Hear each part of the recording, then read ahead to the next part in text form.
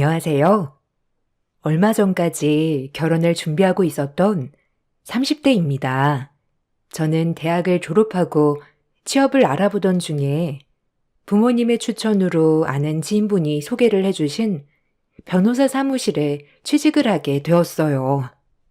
저는 부모님 지인분께서 소개를 해준 곳이라 더 신경을 써서 일을 했는데요.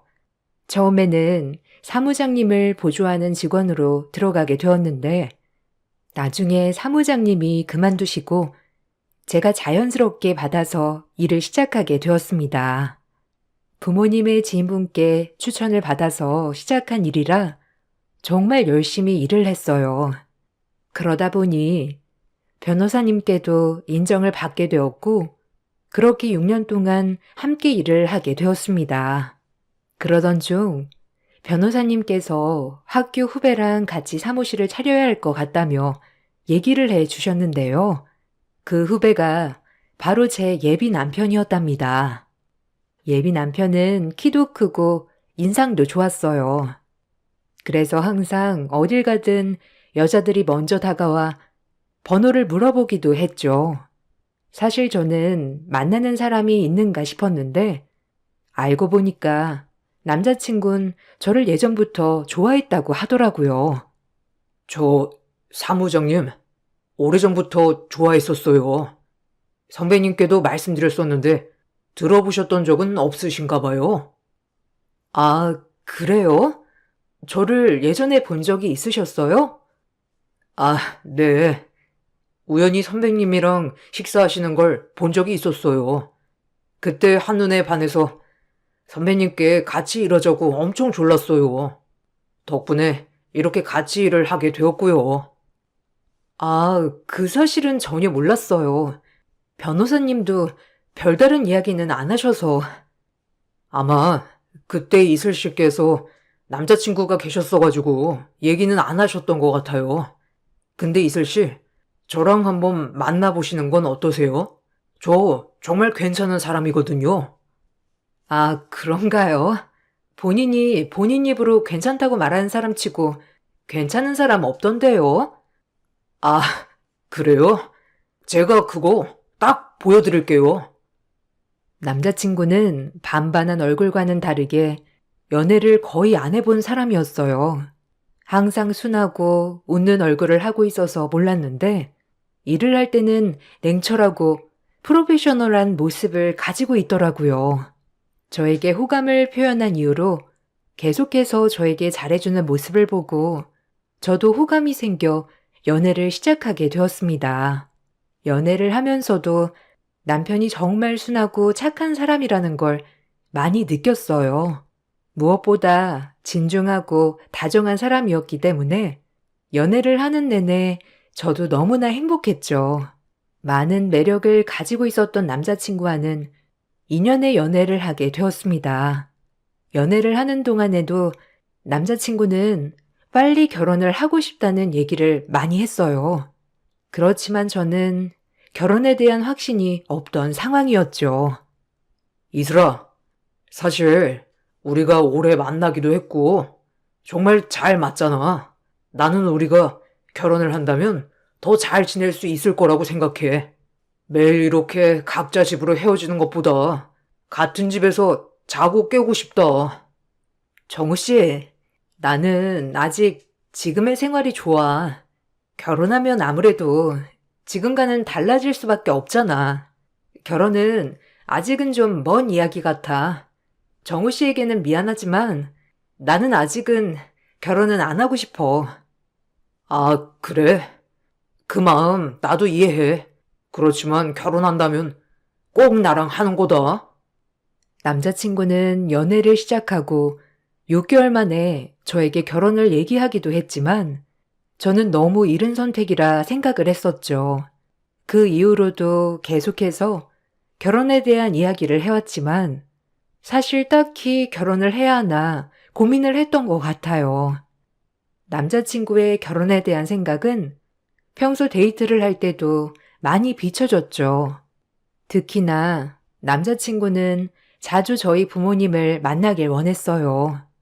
남자친구의 본가는 지방이라 부모님을 자주 뵙지 못했는데 남자친구는 저희 부모님을 자주 보았죠.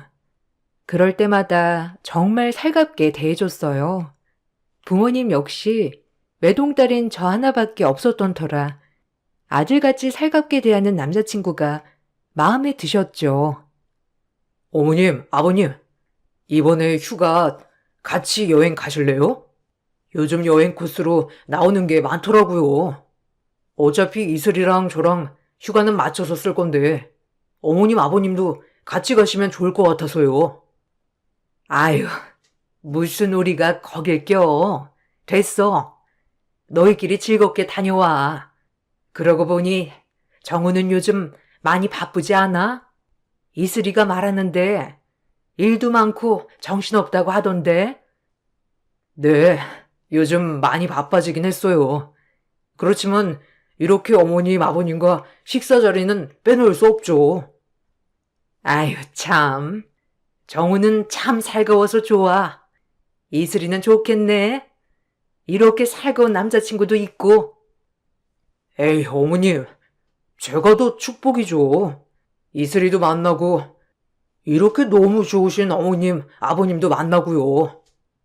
어머, 어쩜 이슬이보다 정우가 더 우리 아들 같다. 그치, 여보? 아유, 그러게 말이야.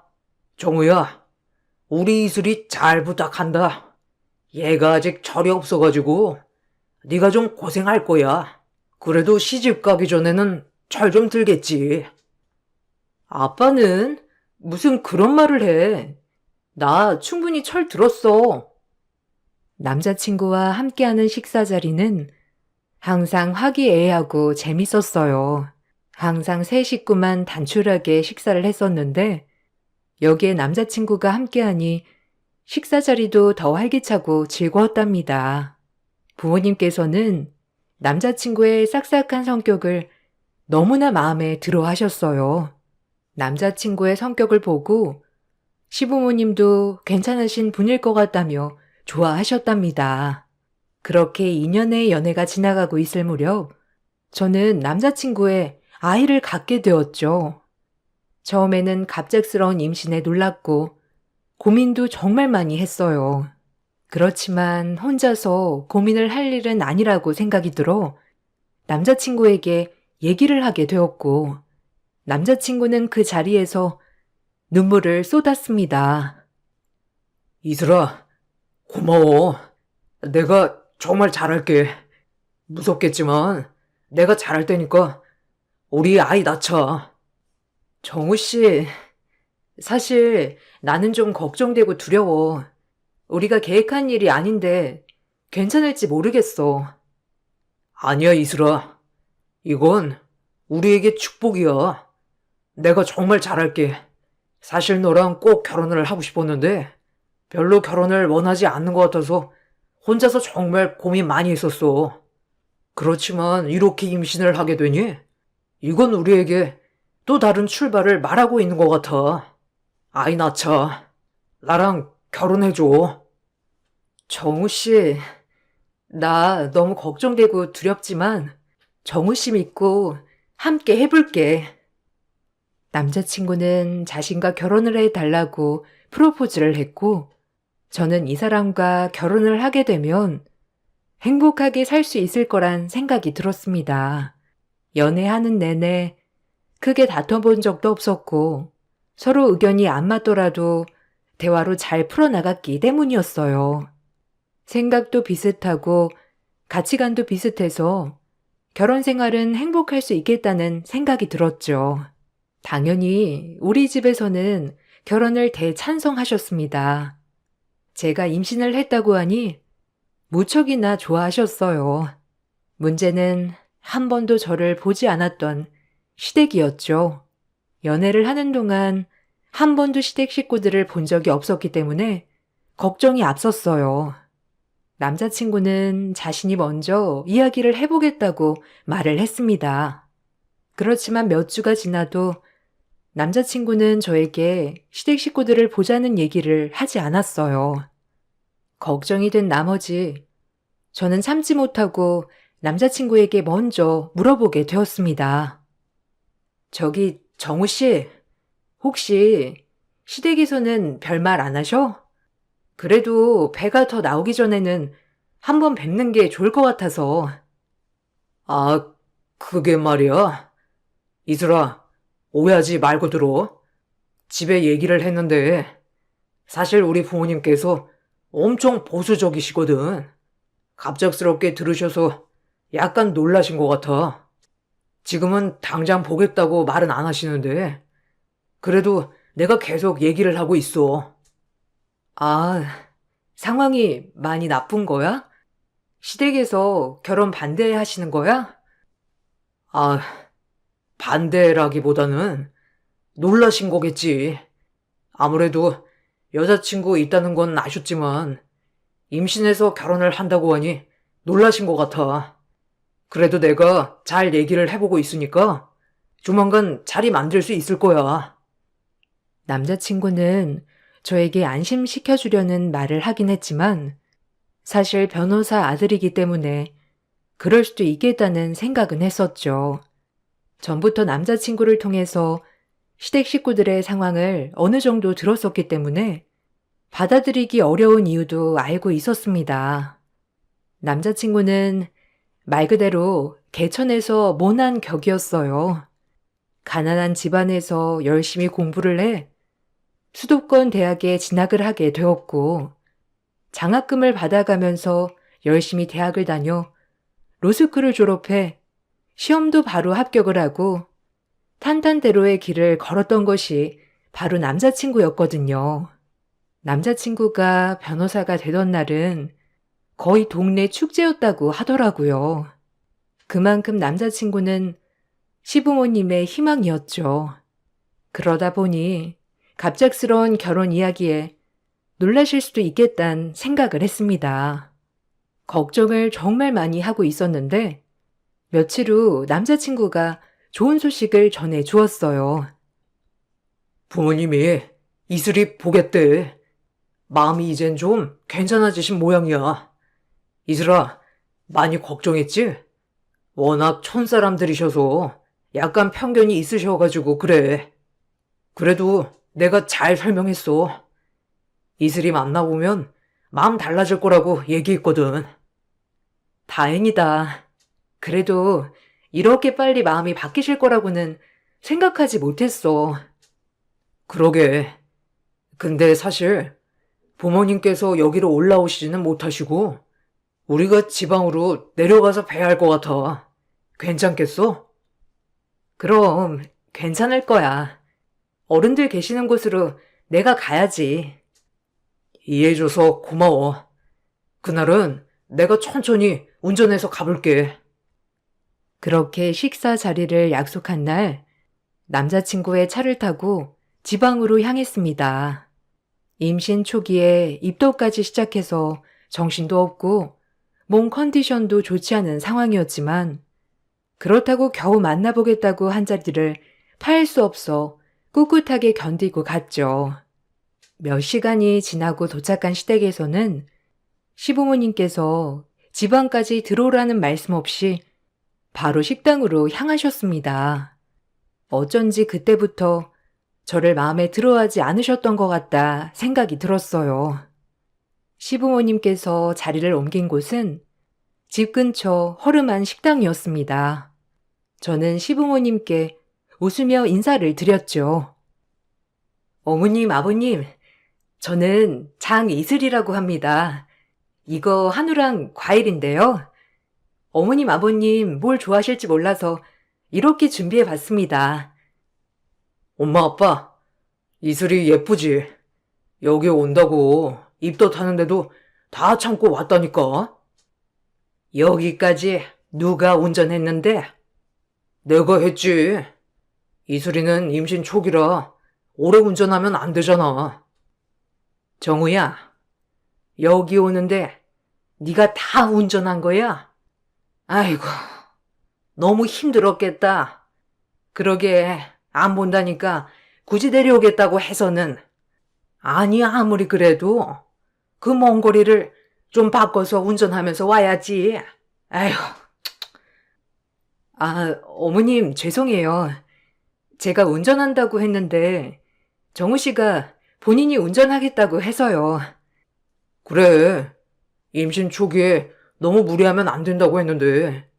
그래도 이렇게 직접 와서 인사드리는 게 맞는다고 이슬이도 얘기를 해서. 암튼 이건 이슬이가 고르고 골라서 사온 선물이니까 한번 봐봐. 그깟 운전 한번 한다고 몸이 나빠지니? 에휴, 하루 종일 일하느라 피곤한 애가 더 피곤하겠네. 엄마, 이슬이한테 뭐 궁금한 건 없어? 네, 어머님, 아버님. 궁금하신 거 편하게 물어보세요. 그런 건 없다. 네가 하도 한 번만 만나달라고 너무 말하길래 한 번 본 것뿐이야. 엄마랑 아빠는 이제 일하러 가야 하니까 먼저 가볼게. 시아버님은 그 자리에서도 아무런 말씀도 안 하셨고, 시어머님께서는 저의 말에도 별다른 대답을 하지 않으셨어요. 남자친구 혼자 고군분투하면서 분위기를 풀어보려고 했지만 잘 풀리지 않았고, 그렇게 어색한 식사 자리는 끝이 나게 되었습니다. 시부모님은 바쁘다며 가야겠다고 하고 바로 나가셨고, 저는 부랴부랴 인사를 했죠. 그렇지만 그 인사도 받아주지 않으신 채 아들한테만 살갑게 인사를 하고 나가셨습니다. 그때 저는 시부모님이 나를 정말 마음에 들어하지 않는다는 걸 알게 되었어요. 식사 자리가 끝나고 올라오는 내내 남자친구는 저에게 사과를 했습니다. 아, 부모님께서 이렇게 하실 줄 정말 몰랐어. 미안해, 이슬아. 약간 충격이긴 하지만 괜찮아. 어느 정도 생각은 하고 있었어. 우리 엄마 아빠가 약간 편견이 있으셔. 그래도 이번 한 번 봤으니까 다음에는 좀 더 편하게 볼 수 있지 않을까? 그러길 바라야지. 어머님, 아버님은 날 정말 별로 마음에 들어하는 건 아니셨어. 미안해. 엄마 아빠가 약간 고지식하신 분들이라 그래. 어릴 적부터 아들이 최고라고 생각을 하시고 사셨다 보니 쉽게 바뀌지 않으신가 봐. 그래도 이렇게 만나러 나오셨으니 그것만으로도 수학이긴 하지. 앞으로는 내가 정말 노력을 해볼게. 오늘 정말 고마워. 고생 많았어. 입도 또 하는데 몸도 힘들었을 테고. 괜찮아. 그래도 이렇게 정우 씨 부모님 뵈니 다행이다. 큰 성과 없이 집으로 돌아오게 되었지만 그 이후의 앞날은 저도 예상하지 못했었죠. 집에 온 후 며칠 후 갑자기 저에게 시어머니가 전화를 하셨습니다. 처음에는 놀라서 받았는데 갑자기 저에게 만나자고 요청을 하시더라고요. 나 정우 엄마예요. 이번에 그쪽으로 올라갈 일이 있어서 올라가는데 혹시 만날 수 있어요? 네, 어머님. 저는 시간 괜찮아요. 어머님 편하신 곳에서 만나요. 아니요. 그냥 내가 데리러 갈게요. 운전하고 올라갈 거라서 가다 보면 점심은 넘을 텐데 점심 이후에 시간 되겠어요? 네, 괜찮습니다. 어머님 올라오시고 연락 주시면 저도 바로 맞춰서 나갈게요. 시어머니께서는 별말은 안 하시고 저에게 시간을 내서 보자고 하셨습니다. 그날 이후로 남자친구에게도 별다른 말이 없었다는 것을 들었었는데 갑자기 전화를 해 오셨다는 사실에 놀라서 바로 남자친구에게 전화를 해 이 사실을 얘기했죠. 정우 씨, 아까 누가 전화 왔는지 알아? 어머님, 나한테 전화하셨어. 정말 깜짝 놀라가지고 사실 무슨 말을 했는지도 모르겠다. 아, 엄마가 전화번호 알려달라고 했는데 바로 전화했구나. 그래, 이슬이 한번 보면 그 매력에서 빠져나올 수가 없지. 그래서 내가 딱 한 번만 만나달라고 한 건데 벌써 엄마 마음을 휘어잡았나 보다. 그런가? 그래도 갑자기 시간 내서 만나자고 하시니 좀 걱정이 되긴 하네. 걱정돼? 아, 그러면 내가 같이 만날까? 엄마한테는 내가 전화해서 잘 말할게. 아니야. 그래도 할 말이 있으시니까 정호 씨한테 별말 안 하고 나한테 만나자고 하신 거겠지. 일단은 이번에 나만 어머니 만나볼게. 그래, 별말은 안 하실 거야. 나도 처음에 이슬이 전화 달라고 하길래 약간 걱정했거든.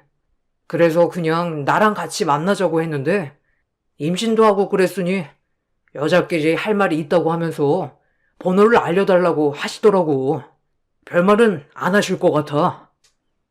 저는 남자친구의 말에 시부모님께서 나에 대한 생각이 약간은 풀리신 게 아닌가 생각이 들었습니다. 그렇게 약속을 한 날이 오게 되었고, 저는 시어머님과 만나게 되었습니다. 시어머니의 차를 타자마자 어딘가로 바로 이동을 하시더라고요. 어머님, 감사해요. 이렇게 만나자고 해주셔서. 뭐, 괜찮아요. 나도 뭐 물어보려고 만나자고 한 거니까. 아, 무슨 하실 말씀이라도 있으신 거세요? 나는 정우 정말 힘들게 키웠어요. 정우 동생들도 있긴 하지만 정우는 더 어려운 시기에 낳아서 더 힘들게 키웠다고. 정우는 알아서 공부도 잘했고 학원 하나 보내지 않고서도 로스쿨까지 갈 수 있었어요. 이런 거 다 알고 있나요? 아, 네. 정우 씨에게 들었습니다, 어머님. 아버님께서도 정말 자랑스러워 하신다고요. 정우는 우리 집 자랑거리고 보물이에요. 정우가 공부만 해서 연애를 많이 해보지 않아. 아직 현실을 많이 몰라요. 그렇지만 똑똑한 아가씨는 현실을 잘 알고 있을 거라 생각을 해요. 네? 아, 무슨 말씀을 하시는 건지 저는 잘 이해가 되지 않네요. 사실 처음 아들이 연애를 한다고 했을 때는 워낙 연애를 많이 안 해봐서 그냥 아무나 만나나 보다 생각을 했어요. 특히나 결혼이란 건 나도 전혀 생각하지 않았었고요. 그런데 갑자기 여자친구가 임신을 해서 결혼을 하겠다고 하니 나도 정우 아빠도 무척이나 놀랬어요. 아, 네, 이해합니다. 정우 씨가 한 번도 속 썩인 적 없다고 했어요. 맞아요. 한 번도 내 말에 반대한 적도 없었어요. 그런데 이번에 결혼을 반대한다고 하니 정우가 연을 끊겠다면서 얘기도 했어요. 네? 정우 씨가 가족들이랑 연 끊겠다고 했다고요? 그래요. 정우는 정말 착하고 순한 아들이었어요. 그런데 그쪽 만나고 나서는 달라졌어요. 시어머니는 차를 타고 이동하면서 계속해서 이야기를 하셨습니다. 아들을 정말 정성으로 키웠고, 저와 연애를 시작하고 난 후로 아들이 변했다는 얘기를 하셨어요. 처음에 저에게 하는 얘기가 이런 게 맞나 싶었는데, 시어머니의 차가 멈춘 곳을 보니 왜 그런 얘기를 꺼내셨는지 이해가 되었습니다. 시어머니는 산부인과 앞에 차를 세우셨어요. 나보다 더 소중한 아들이기 때문에 사실 아들이 고집을 부리면 어쩔 수 없이 들어줘야 하는 상황이에요. 그렇지만 그쪽은 똑똑하고 현실도 잘 알고 있으니 내 마음 이해할 거라 생각을 합니다. 네? 그게 무슨 말씀이신지. 아이, 지워줘요. 정우한테는 자연유산 되었다고 하고 제발 아이 지워줘요. 네? 저 그럴 수 없어요. 저희 이미 낳기로 결정을 했고 이거 바뀌는 일은 없을 거예요. 왜 바뀌지가 않아요? 이렇게 우리 사이가 좋지 않은데 억지로 결혼한다고 하면 행복할 것 같아요? 난 그쪽이 마음에 들지 않고 결혼을 하면 시집살이 고되게 시킬 겁니다. 그러니 지금부터 포기하고 각자의 길을 가자고요. 어머님, 이건 저랑 정우 씨가 결정한 일이에요. 아무리 얘기를 하셔도 저희는 나을 겁니다. 어른이 말하는데 뭐 하는 거야? 당장 내려! 계속해서 제가 거부를 하자 시어머님께서는 갑자기 소리를 지르시기 시작했어요.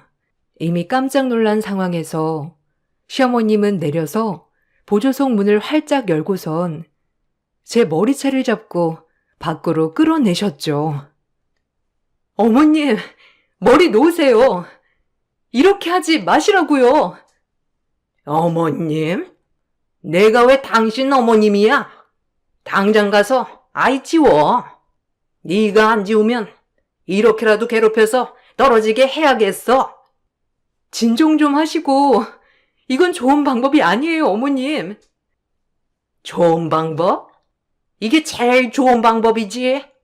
너랑 나는 이제부터 악연이다. 결혼한다고 해서 좋아질 것 같니? 너나 나나 서로를 위해서는 지금 치우는 게 맞는 일이야. 그러니까 고집 부리지 말고 당장 가. 어머님, 왜 자꾸 이러시는지 모르겠지만 조금만 진정하세요. 언감생심 누굴 넘보는 거야? 너랑은 이미 틀어진 사이야. 이렇게 고집해봤자 뱃속의 아기가 축복이나 받을 수 있겠니? 네 생각만 하지 말고 주변을 좀 보고 생각하라고. 시모는 제 머리를 두 손으로 꽉 쥔 채 병원으로 향하기 시작했어요. 임신을 하고 나서 며칠 동안 입덧에 고생을 하면서 기력이 떨어진 상황이라 시모의 행동에 저는 따라갈 수밖에 없었죠. 그러던 중 갑자기 누군가가 저의 이름을 부르며 소리를 지르는 것을 듣게 되었습니다. 바로 엄마였어요. 이슬아, 너 이게 뭐야? 당신 뭐야? 이건 놔! 아, 이 여자 엄마 되는 사람이에요? 잘 됐네. 나 정우 엄마입니다. 정우? 정우 어머님 되세요? 아니 근데 왜 우리 딸 머리채는 잡습니까? 아니 급도 낮은 애가 감히 저희 아들 애를 임신했다고 하는데 제가 이렇게 머리채 잡는 것으로 끝내는 게 다행이라고 생각해야죠. 딸 교육을 도대체 어떻게 시키셨길래 임신했다며 결혼하자고 졸라댑니까? 착각하시는 모양이신데요. 결혼은 그쪽 아드님이 먼저 하자고 한 겁니다. 그리고 결혼을 왜 부모님이 결정하나요? 그건 애들이 직접 결정을 할 일이지 부모가 결정할 일은 아닌데요. 그쪽 딸은 뭐 아무나 결혼해도 괜찮은 모양인데 저는 아닙니다. 변호사 아들이 꼴랑 사모직이랑 결혼한다는 게 말이나 된다고 생각하세요? 아니 능력이 있는 것도 아니고 그렇다고 해서 직업이 빵빵한 것도 아니고 제대로 갖춰진 거 하나 없는 애를 뭘 믿고 결혼을 시켜요? 전 절대 결혼 못 시킵니다. 거기다가 저기 뱃속에 있는 아기가 우리의 아이라는 걸 어떻게 믿냐고요? 뭐라고요? 그러니까 자기 아들보다 급이 낮은데 욕심 부리고 있다 이 말씀이신 건가요? 그나마 엄마는 좀 말이 통하네. 네, 저희 아들은 억대 연봉에 잘 나가는데 그쪽 따님은 사무직원이지 않습니까? 요즘은 의사처럼 변호사 사이 얻으려면 사무실 하나 정도는 내준다는데 그런 거나 가능하시긴 하겠어요? 시모는 말리는 엄마를 밀치고 저의 팔을 잡고 다시 산부인과로 들어갔습니다. 엄마는 잔뜩 화가 난 얼굴로 같이 올라오셨죠. 병원에 들어서자 모든 직원들이 일어나 인사를 하기 시작했어요. 시모는 잠시 당황한 듯 보였죠. 직원들은 엄마를 향해서 말을 시작했습니다. 아, 대표님, 어쩐 일로 여기까지 오셨어요? 원장님이랑 약속 있으신 건가요? 바로 불러드릴까요? 아니에요. 우리 딸이 임신을 했는데 요즘 통 몸이 안 좋아 보여서 그냥 잠시 들렸어요. 원장님, 지금 바쁘신가요? 아닙니다. 대표님 오셨다고 말씀드리겠습니다. 직원은 엄마에게 깍듯이 대했고 그 모습을 본 시어머니의 표정은 가관이었죠. 곧이어 원장님이 서둘러 나오시고는 반갑게 인사를 건네셨습니다. 아이고, 대표님. 어떻게 여기까지 찾아오셨나요? 진료 보시러 오셨나요? 저는 아니고 우리 딸아이가 임신을 하게 되어서요. 혹시 몸 상태 좀 볼 수 있을까 해서 와봤습니다. 아유, 축하드립니다. 언제든지 진료 보실 수 있죠. 먼저 진료실로 가시죠. 네, 알겠습니다. 이슬아, 먼저 진료실 들어가 봐. 정우 어머님도 일단 오늘은 댁으로 돌아가시죠. 나중에 다시 만나 얘기하는 게 좋을 것 같은데 어떻게 생각하시나요? 그렇게 하시죠. 오늘은 가보겠습니다. 엄마는 다음에 얘기를 하자며 시어머님을 돌려보냈습니다. 시어머님은 벙찐 표정으로 서둘러 나가셨고 엄마는 아무 말도 하지 않으셨죠. 그날의 충격의 여파는 생각보다 컸습니다. 충격을 심하게 받아 저는 며칠을 열병을 앓게 되었고 그 후에 하혈을 시작했습니다. 결국에는 아이를 보내야 했죠. 임신 초기 상태였지만 몸도 마음도 매우 깊은 상처를 입게 되었어요. 유산 사실을 알고 난 남자친구는 집으로 찾아와 용서를 구하였습니다. 그렇지만 부모님께서는 이제는 당신들이 결혼을 허락해 줄 수 없다고 하셨죠. 어머님, 아버님, 죄송합니다. 저희 부모님께서 그렇게까지 하실 줄이야 생각도 못했습니다. 다 제 불찰입니다. 용서해 주세요. 우리 이슬이 내가 정말 귀하게 키웠어. 너희 집안 배경도 다 알고 있었지만 사람 됨됨이가 중요하지 잘 살고 못 살고는 별 문제가 아니라고 생각해서 결혼을 허락한 거였어. 근데 너희 부모님이 한 행동은 아무리 생각해도 용서가 안 돼. 이제 그만 우리 이슬이 만나게. 어머님, 죄송합니다. 제가 이렇게 빌게요. 저 이슬이 없으면 안 됩니다. 이슬이 한 번만 만나게 해주세요. 아니, 이슬이 유산하고 상처도 너무 크고 지금 만날 수 없으니 돌아가. 엄마와 아빠는 그날 이후 결혼을 반대하셨습니다. 어차피 시댁 쪽에서도 결혼을 반대하고 있으니 더 이상 진행은 어려울 것이라 생각을 했죠. 그런데 며칠 후 남자친구와 함께 시어머님께서 집으로 찾아오셨습니다.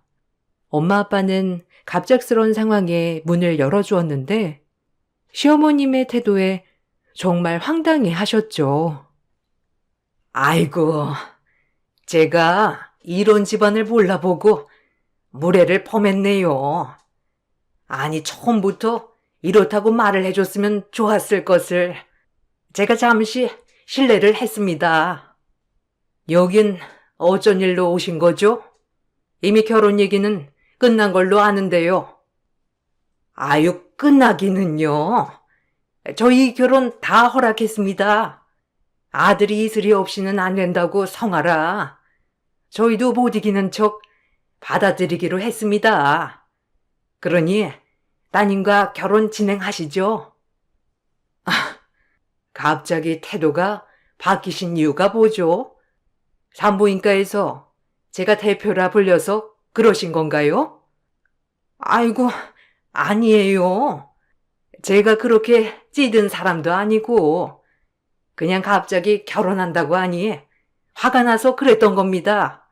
그 점은 사과드립니다. 다만 우리 애가 이렇게 결혼을 원하는데 안 시킬 이유가 없지 않나요?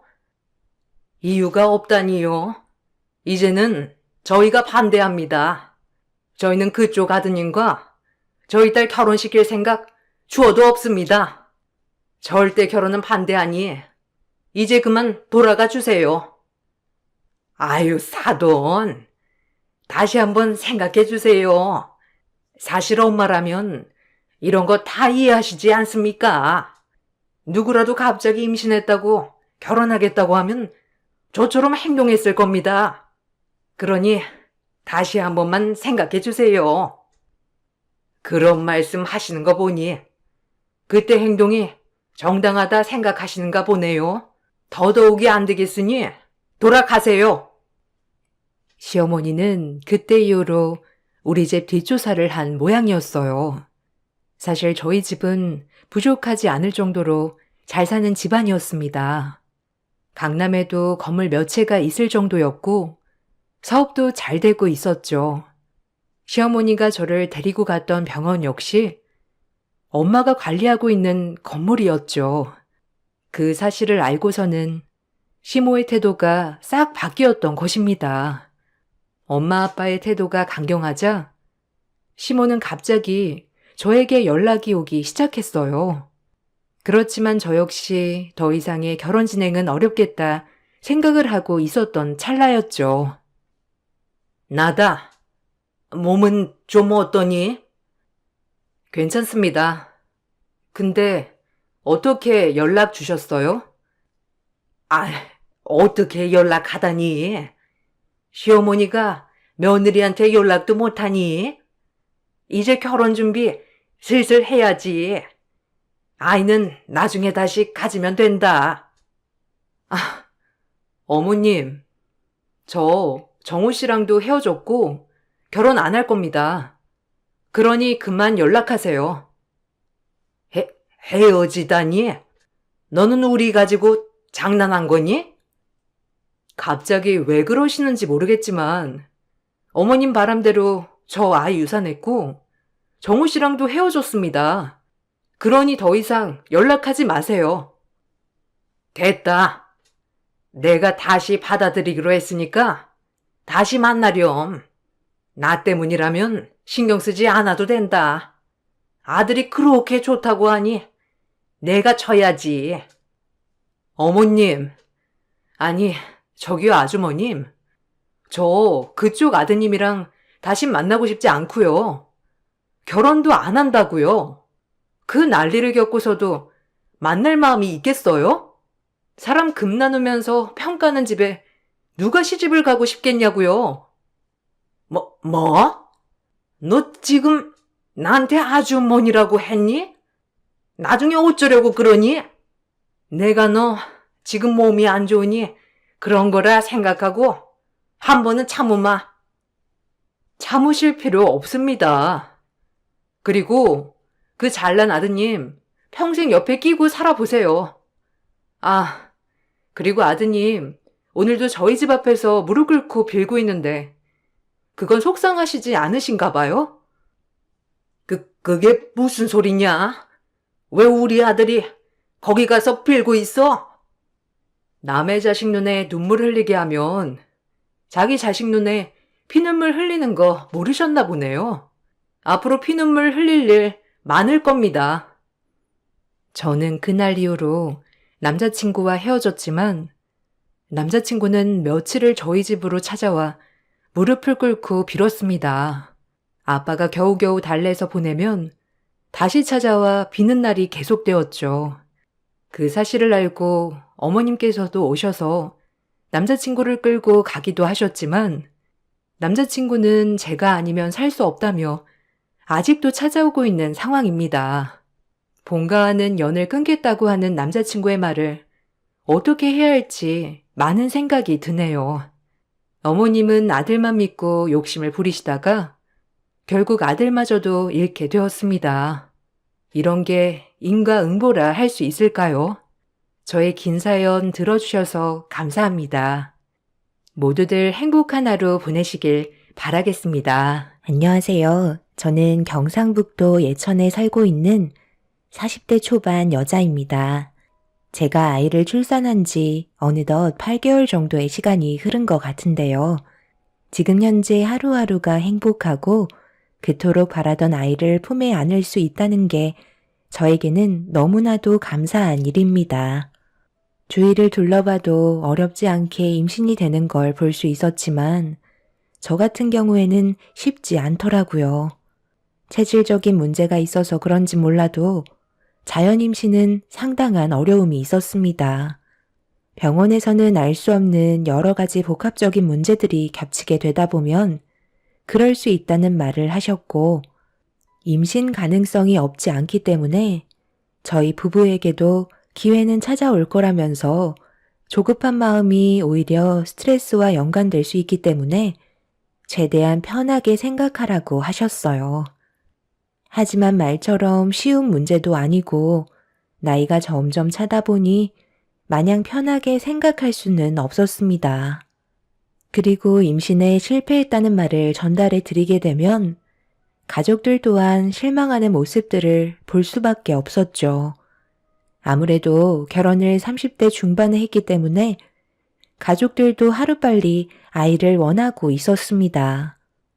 결국 최후의 수단인 시험관을 하기로 결정하게 되면서 여러 가지 검사와 함께 좋은 결과를 얻기 위해 시도했지만 이마저도 실패로 돌아가게 되었네요. 임신이 안 되는 상태에서 시험관의 성공률은 자연 임신보다 높다는 말에 시도했었는데 좋은 소식을 양가 부모님께 안겨드리지 못해 저 또한 정말 많은 눈물을 흘렸었죠. 제 사연을 들어주시는 분들 중에 임신 때문에 힘드셨던 기억이 있으신 분들도 아마 계실 텐데요. 그때 하늘이 무너져 내리는 게 어떤 심정일지 공감하실 겁니다.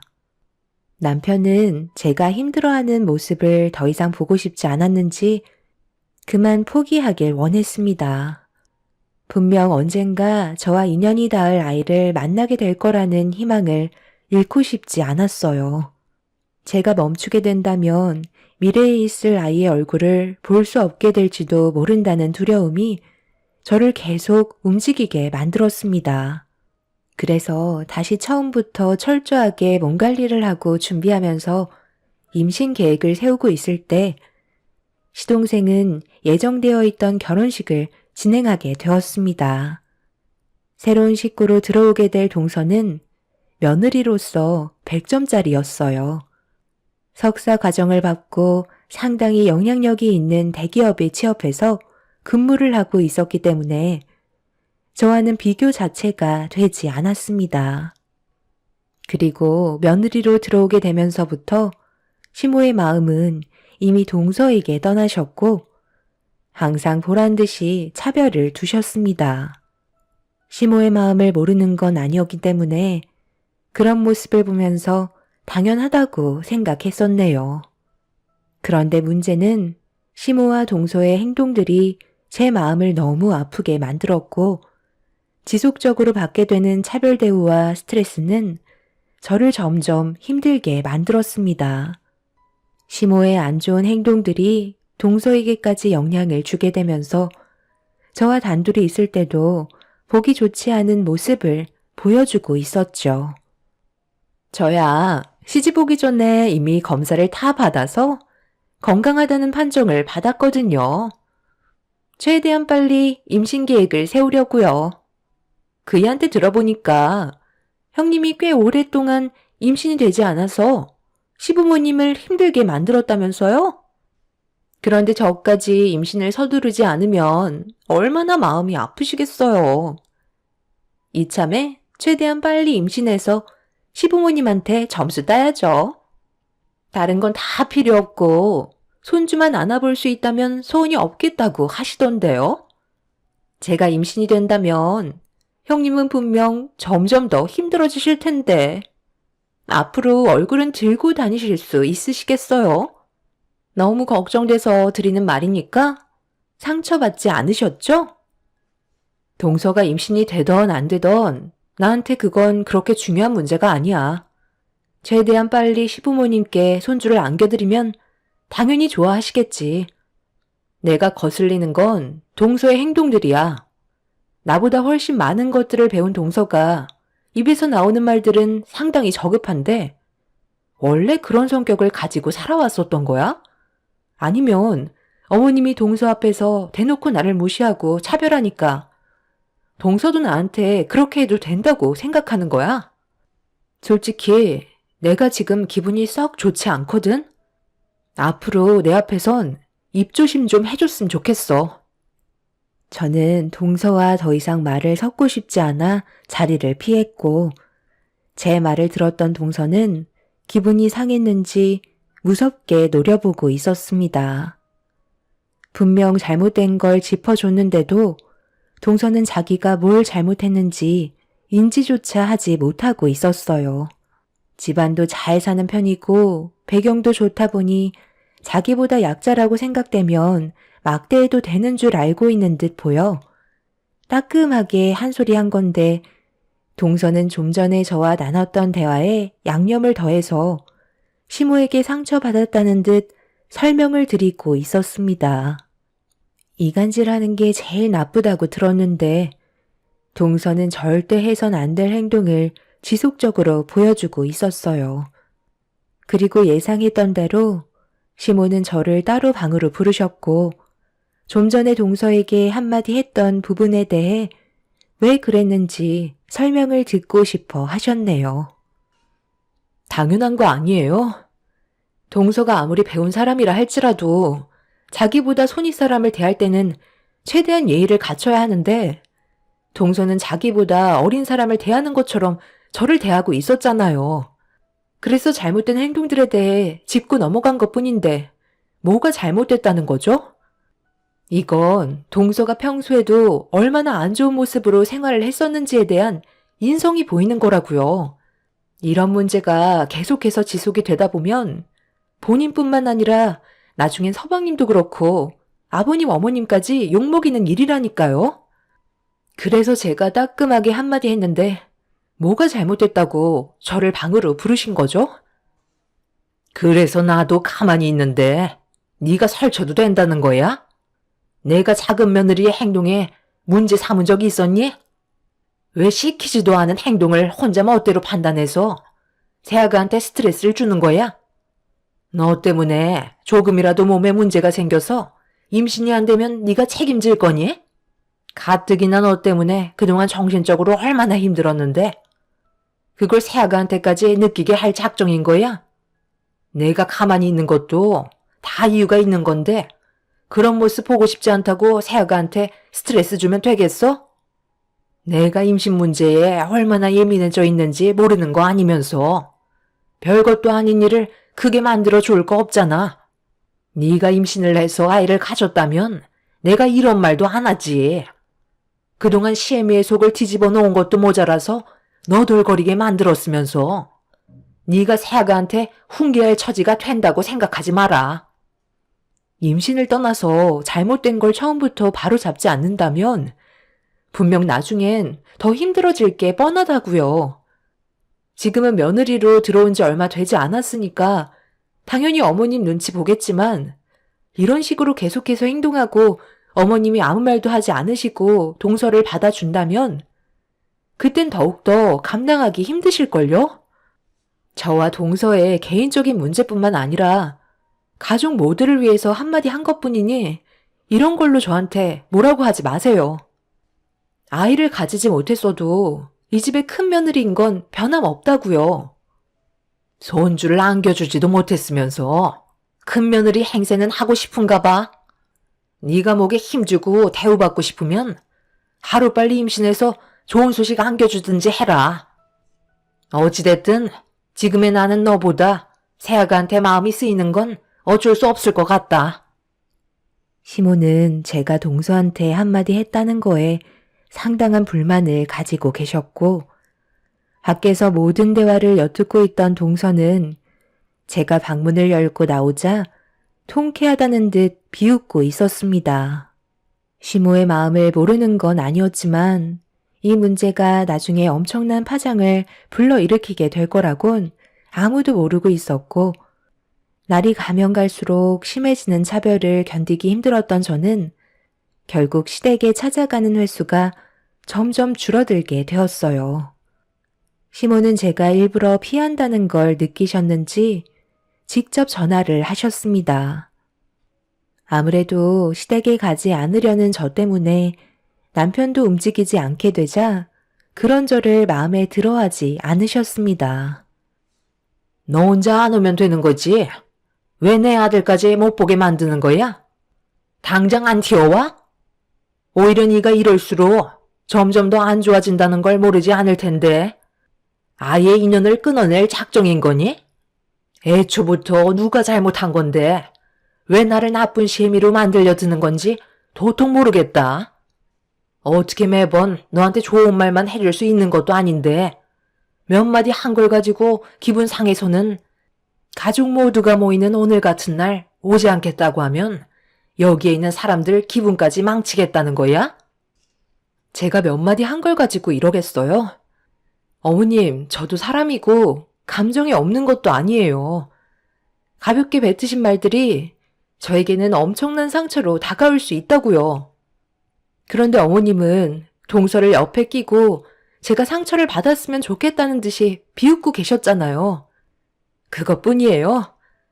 저희 집안 험담까지 하시면서 그동안 말 못하시고 속으로만 생각하고 계셨던 것들까지 전부 다 꺼내놓지 않으셨어요? 그런 모습을 보려고 제가 왜 일부러 시간까지 내서 상처를 받으려 어머님 댁에 가야 하는 거죠? 어머님이 저를 무시하시고 동서와 차별을 두시니 동서도 똑같이 따라하고 있잖아요. 그래서 가지 않으려는 것 뿐이에요. 그이가 모르는 것 같아도 전부 다 듣고 보고 있다는 걸 모르세요? 저희는 부부예요. 뭐든 함께하기로 약속한 사이라고요. 제가 상처받는 모습을 보고 싶지 않아서 오히려 저한테 먼저 가지 말라고 하던데요. 어머님, 저는 임신을 하지 못한 것뿐이지 다른 부분에 대해서는 정말 최선을 다했고 뭐든 시키는 건 불만 가지지 않았었어요. 솔직히 요즘 시대에 아이를 가지지 않고 살아가는 부부가 훨씬 많아요. 힘들게 아이 가지면 뭐해요? 그 아이가 앞으로 살게 될 이 세상이 좋은 환경이 만들어져 있는 건 아니잖아요? 요즘 사람들이 뭐라고 하는 줄 알아요? 아이가 태어나서 한평생 일한 이유가 자기 집 하나 마련하려고 태어나는 거라고 했어요. 그만큼 빡빡해진 세상으로 던지고 싶지 않아서 아이 낳는 걸 꺼려하고 있지만 저는 그래도 아이를 너무 간절하게 원하기 때문에 수단과 방법을 가리지 않았던 거고 어머님한테 실망을 안겨드리고 싶지 않아서 정말 열심히 노력했다는 걸 옆에서 보셨잖아요. 그런데 어머님 댁에 얼굴만 내밀면 기다렸다는 듯 저를 막대하시는데 제가 가고 싶겠어요? 지금 마음 같아선 언제 어머님 댁에 갈지 모르겠어요. 지금 너무 힘들고 많이 지쳐있는 상태예요. 끝까지 너만 생각하는 거지? 나는 어땠을 것 같은데. 같은 여자로서 아이를 가지지 못한다는 게 얼마나 정신적으로 힘든 일인지 내가 모를 것 같니? 그동안 셰미가 노력한 건 안 보이는 거야? 딱 한 번만 성공시키려고 온갖 좋은 음식 다 해먹이고 유명한 한의원까지 찾아가 비싼 돈 지어주면서 얼마나 간절하게 부탁을 했는지 알아? 나도 뒤에서 네가 모르는 노력을 얼마나 많이 했는데 쓴소리 몇 마디 했다고 평생 얼굴 안 볼 사람처럼 행동할 거니? 네가 힘들수록 주변 사람들도 똑같이 힘든다는 걸 알아줘야 하는 거야. 그동안 너한테 들인 돈이 얼만데 쓸데없는 생각하지 말고 내 아들 데리고 빨리 튀어와라. 네가 말 안 해도 나 또한 모든 걸 전부 다 내다보고 있고 많은 생각을 가지고 있으니까 너는 임신 준비에나 신경 써라. 만약 오늘 오지 않는다면 2번 다시 얼굴 안 보겠다는 걸로 알고 있으마. 시모도 저에게 쌓였던 감정들이 많았는지 정말 많은 대화를 나눴고 시모의 입장에서 많은 노력을 했었다며 오히려 저에게 서운하다는 듯 불만을 털어놓고 계셨습니다. 시모가 어떤 생각을 가지고 계신지는 도통 알 수가 없었어요. 모든 걸 전부 다 내다보고 있다는 말이 무슨 뜻인지 정확히 알 수 없었고, 2번 다시 얼굴을 안 보겠다는 시모의 말에 남편까지 피해를 보게 될까봐 어쩔 수 없이 시댁으로 향하게 되었습니다. 시모는 굳어진 얼굴로 저를 반겨주셨고, 동서는 뭐가 불만인지 저를 째려보고 있었지만 그런 동서를 무시하면서 시모에게 다가갔어요. 아무 말 없이 주방으로 가시길래 따라 들어가자 산처럼 쌓여있는 식재료들이 눈앞에 펼쳐졌습니다. 시모는 동네 사람들과 돌아가면서 음식을 만들어 나누는 걸 좋아하시는데, 시모가 부르셨던 그날이 시댁에서 음식을 준비해서 나눠드려야 하는 날이었어요. 하루 이틀 한 것도 아니고 거의 의무적으로 한 달에 한 번이나 길면 2달에 한 번 정도 했던 일인데, 동네에서 마음 맞는 사람들끼리 하는 거라 사람 만나는 걸 좋아하셨던 시모는 저에게 당연하다는 듯 앞치마를 던지셨습니다. 저도 아예 까맣게 잊고 있었던 게 그날은 3달 만에 음식을 준비하는 거였고, 이런 광경을 동서는 의아해하면서 왜 이런 걸 해야 하는지 모르겠다며 부정적으로 받아들이고 있었네요. 너도 우리 집안 며느리로 들어왔으면 당연히 해야 되는 거다. 첫째는 벌써 몇 년간 내 옆에서 묵묵해왔던 일이니까 잘 배워둬라. 1~2달에 한 번씩 한다는 건 솔직히 너무 자주 있는 거 아니에요? 1년에 한 번이면 모를까. 너무 텀이 짧은 것 같은데 이 많은 재료를 언제 다듬고 음식을 만들어요. 아무리 주택단지 동네라지만 여기가 무슨 외국도 아니고 왜 이렇게 해야 하는지 저는 전혀 이해 못하겠어요. 어머님이 사람 만나는 걸 좋아하신다곤 하지만 이게 득될 건 없어 보이는데요? 친분을 만든다는 게 없는 것보다 낫겠지만 제가 봤을 때 여러 가지로 실이 더 많아 보여요. 차라리 그냥 괜찮은 음식점에 가서 사람들 모아두고 외식하는 게 좋지 않겠어요? 힘들게 음식 만들지 않아도 되고 시간 낭비할 시간에 술잔 한 번 더 기울일 수 있을 텐데 이거 다 만들어봤자 반찬 몇 개 안 되잖아요. 솔직히 저는 이거 매번 못할 것 같아요. 처음에는 나도 그렇게 생각했는데 여기 이사 오고 나서 옆집이 반갑게 인사하며 신경 써서 만들어주신 음식을 나눠주시는데 거기에서 정을 느끼게 됐었다. 그래서 나도 보답을 하고 싶어서 나누게 된 거고, 동네 사람들은 이미 오래전부터 그런 문화를 자체적으로 실행하고 있었지. 그렇게 서로 얼굴도 익히고 친해지다 보면 여러 가지로 득이 되는 게 훨씬 많았어. 사람 일은 앞으로 어떻게 될지 전혀 모르는 거다. 도움이 필요할 때 주위에 아무도 없는 것보단 손만 뻗으면 도와줄 수 있는 분들이 많다면 그것만으로도 엄청난 성과를 거두는 거 아니니? 시애미가 젊었을 적엔 이런 정을 나누는 일이 상당히 많았는데 요즘 세상은 워낙 개인주의라 사람을 보면 우선적으로 경계부터 나타내잖아. 새아가도 그런 환경에서 자라왔었기 때문에 정이라는 걸 느껴본 적 없었던 것뿐이다. 우리 집안의 며느리가 되었으면 당연히 따라야 하는 거고 앞으로 그에 따른 변화도 있어야 하니 어떻게 하는지 잘 보고 배우도록 해라. 음식 다 만들면 동네 사람들한테 인사시켜줄 테니 얼굴 펴고, 알겠지? 이게 다 재산인 거고 나중에 아이를 가지게 되면 보고 자라는 환경에서 그 아이의 인성이 바르게 자랄 수 있게 되는 거란다. 어머님, 죄송하지만 저는 그런 노력하고 싶지 않아요. 제 몸 하나 돌보는 것도 힘들어 죽겠는데 남을 위해 그렇게 할 생각은 더더욱 없네요. 저희 가족이 먹기에는 식재료가 너무 많다고 생각했었는데 전부 다 아무런 대가 없이 나눠주려고 힘들게 만들어야 한다는 게 정말 이해할 수가 없어요. 저희는 그냥 밖에서 외식하고 늦은 저녁에나 들어올 테니 형님 옆에 끼시고 열심히 만드세요. 그리고 앞으로 이런 일 있을 때는 저한테 연락 안 하셨으면 좋겠어요. 괜히 시간만 낭비되잖아요.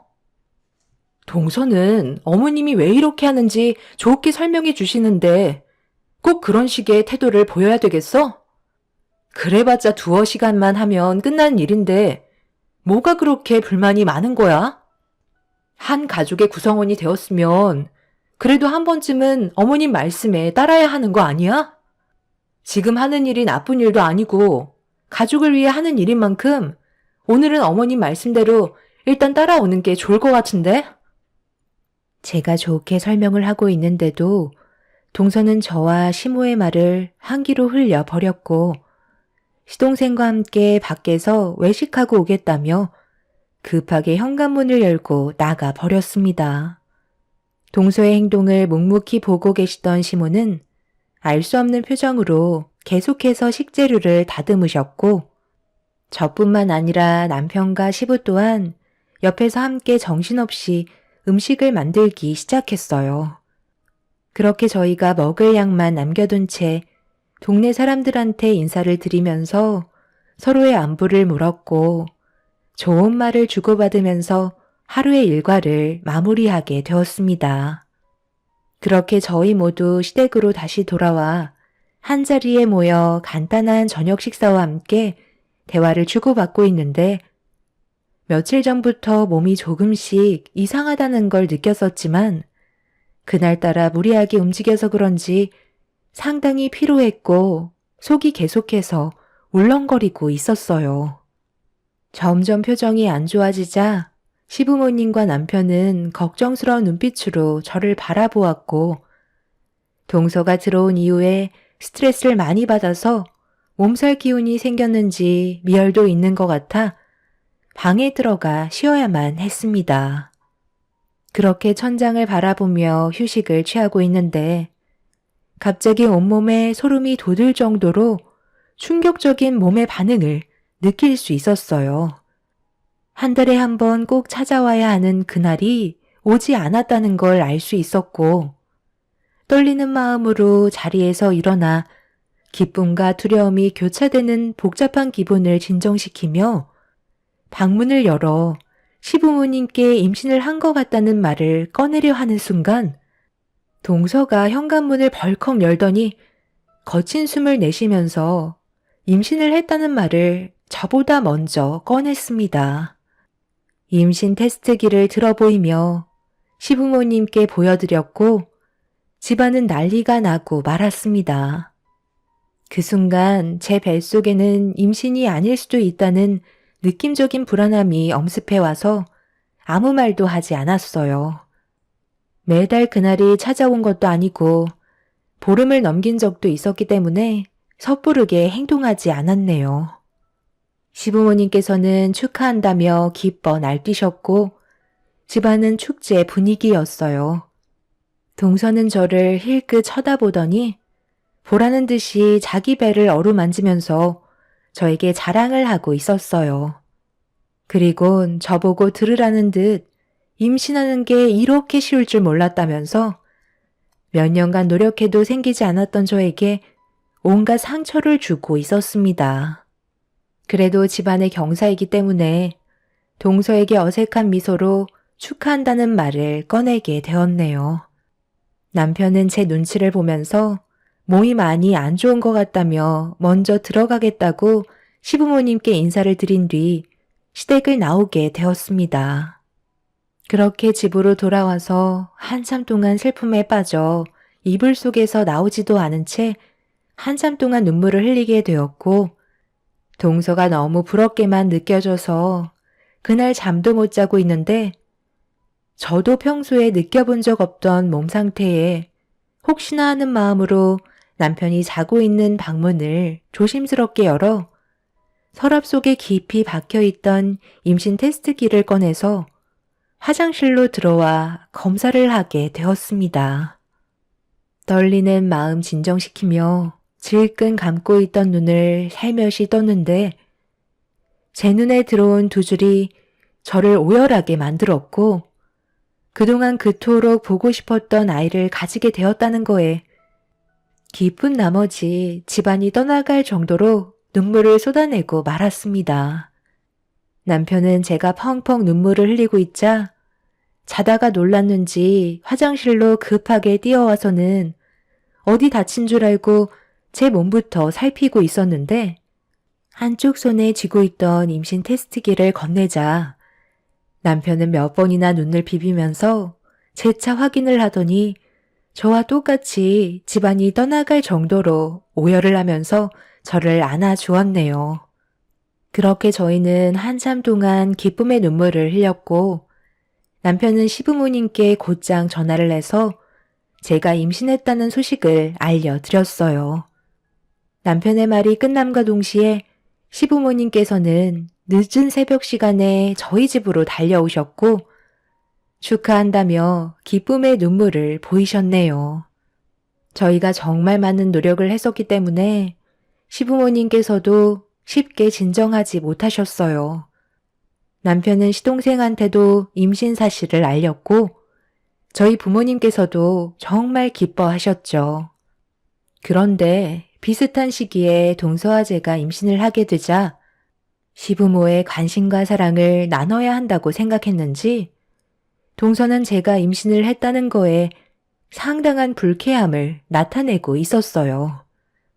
돌아오는 주말에 모두가 한자리에 모여 시모가 직접 해주신 맛있는 식사를 하려는데 일이 터지고 말았습니다. 어머님, 식탁에 올려져 있는 모든 음식들은 전부 다 저를 위해 해주신 거죠? 당연히 제가 먼저 대우를 받아야 하는 거잖아요. 그렇죠? 너희들 똑같이 임신했는데 그런 게 어딨니? 쓸데없는 말 하지 말고 식기 전에 어서 들어라. 오래간만에 신경 좀 썼다. 저는 한 번에 임신했는데 형님은 그동안 아버님, 어머님 속을 뒤집어 놨었잖아요. 임신한 것도 죄송스러운 일이죠. 음식에 손댈 자격도 없다니까요. 형님이 제 앞에서 함께 겸상한다는 것 자체가 저는 너무 불쾌해요. 형님 때문에 아버님, 어머님한테 받아야 될 관심과 사랑을 나눠야만 하잖아요. 웬만해선 이런 말 하고 싶지 않았는데 서로 얼굴 보면서 식사하다가 체할 것 같은데 형님은 상을 따로 놔주시면 안 될까요? 제가 봤을 때 어차피 뱃속에 있는 아이는 오래 못 버틸걸요? 동서, 지금 그게 무슨 말이야? 오래 못 버틴다니. 내가 유산이라도 하길 바란다는 거야? 정말 말이 너무 심하다고 생각되지 않아?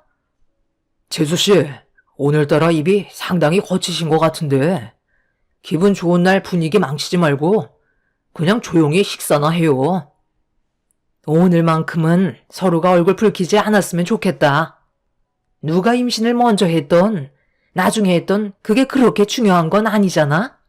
둘 다 아이를 가졌다는 거에 감사하면 되는 거야. 이제 그만하고 음식부터 먹도록 해라. 계속 이러면 얼굴 볼 수나 있겠니? 저는 동서를 무시했고 신경 쓰지 않으려 애쓰고 있었어요. 힘들게 가진 아이한테 조금이라도 스트레스를 주고 싶지 않았습니다.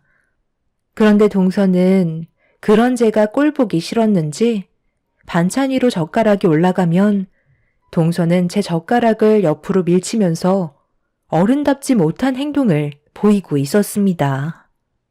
석사 과정을 밟고 대기업에 들어간 동서가 뭐가 부족해서 저를 경쟁 상대로 생각하는지 이해할 수 없었어요. 그런데 제가 동서를 계속 무시하면서 묵묵히 식사를 하던 그 순간 식탁에 올려져 있던 음식들을 제 얼굴에 쏟아붓더니 저 혼자 다 먹으라면서 난리를 쳤고 너무 갑작스럽게 일어난 일이라 심장 박동수가 빨라지면서 호흡 조절이 되지 않았습니다. 동서는 오히려 자기가 먹으려는 반찬마다 제가 가로챘다며 말도 안 되는 억지를 부리고 있었어요. 남편은 저를 보호하기 위해 모이는 건 당분간 안 하는 게 좋겠다며 서둘러 저를 데리고 시댁에서 빠져나왔어요. 마음 같아서는 동서의 머리채를 잡고 싶었지만 뱃속의 아이의 안전이 우선이었기 때문에 최대한 침착하게 행동할 수밖에 없었습니다. 그렇게 저희는 집으로 돌아오게 되었고 남편은 시동생한테 전화를 해선 온갖 막말을 퍼부으며 난리를 치기 시작했어요. 수화기에서는 시동생이 남편에게 미안하다는 말만 반복해서 들리고 있었죠. 그날 이후 저희는 모임 자체를 가지지 않았어요. 시부모님께서도 최대한 조심하는 게 좋을 것 같다고 판단하셨습니다. 시부모님께서는 중간중간 제 몸 상태를 확인하기 위해 직접 찾아오시는 걸로 방법을 바꾸셨네요. 그렇게 안정을 취하면서 시간이 지나자 그토록 바라던 아이의 얼굴을 보게 되는 날이 가까워 오게 되었습니다. 시모와 함께 찾은 산부인과에서는 곧 출산이라는 말을 들을 수 있었고 그렇게 하루빨리 뱃속에 있는 아이의 얼굴을 보기 위해 손꼽아 기다리고 있던 어느 날 진통이 느껴지기 시작하면서 몸에선 출산의 준비를 시작하고 있었습니다. 남편의 도움을 받아 급하게 산부인과로 향했는데 그곳에 도착을 하자마자 동서의 목소리를 듣게 되었어요.